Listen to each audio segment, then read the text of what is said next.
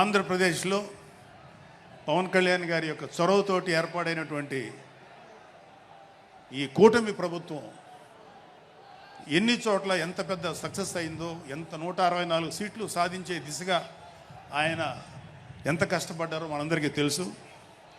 అయితే మా అదృష్టం ఏంటంటే ఇక్కడ పిఠాపురంలో జరుగుతుంది కాబట్టి పిఠాపురంలో ఎలక్షన్స్ ఎలా జరిగినాయో ఒక 2 మాటలు చెప్పకపోతే, నేను పిఠాపురంలో పనిచేసి పిఠాపురం అభిమానుల యొక్క అభిమానాన్ని చూరుకున్న పవన్ కళ్యాణ్ గారికి, అలాగే పిఠాపురం యొక్క జనసైనికులకి, పౌరులకి నేను కృతజ్ఞత చూపించినట్టు అవుతుంది. సో వాళ్ళ కోసం ఈ 2 మాటలు మాట్లాడుతున్నాం. సో పవన్ కళ్యాణ్ గారు పిఠాపురంలో మమ్మల్ని పనిచేయమన్నారు.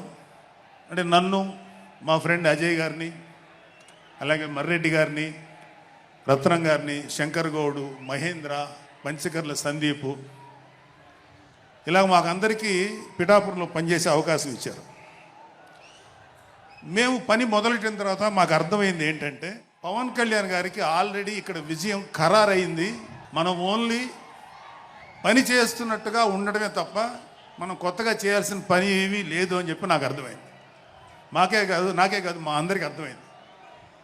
సో మేము దీన్ని ఎంత గొప్ప అదృష్టంగా తీసుకుంటున్నామంటే, పవన్ కళ్యాణ్ గారు మీరు పని చేసేసేటువంటి మేము ఇక్కడ ఏదో పని చేసాం అనే తృప్తి మాకు ఇవ్వటం కోసం ఆయన ఈ మమ్మల్ని అపాయింట్ చేశారు తప్ప ఆయన గెలుస్తారన్నది, ఆయన అఖండ విజయం సాధిస్తారని ఆయనకు ముందే తెలుసు. కానీ ఆ సాటిస్ఫాక్షన్ మాకు ఇవ్వటం కోసం మాకు ఈ అవకాశం ఇచ్చారు. అయితే అది మా అదృష్టంగానే ఫీల్ అవుతున్నాం. చంద్రుడికో నూలు పోగులాగా ఆయన పడిన కష్టానికి ఒక చిన్న పని చేసామనే తృప్తి అయితే మాత్రం మాకు నిజంగానే ఉంది. అయితే ఇక్కడ పిఠాపురంలో పవన్ కళ్యాణ్ గారు అఖండ విజయం సాధించడానికి 2 ఫ్యాక్టర్స్, 2 ఇంపార్టెంట్ ఫ్యాక్టర్స్. ఒకటి మన ప్రెసిడెంట్ జనసేనాని పవన్ కళ్యాణ్ గారు అయితే, రెండో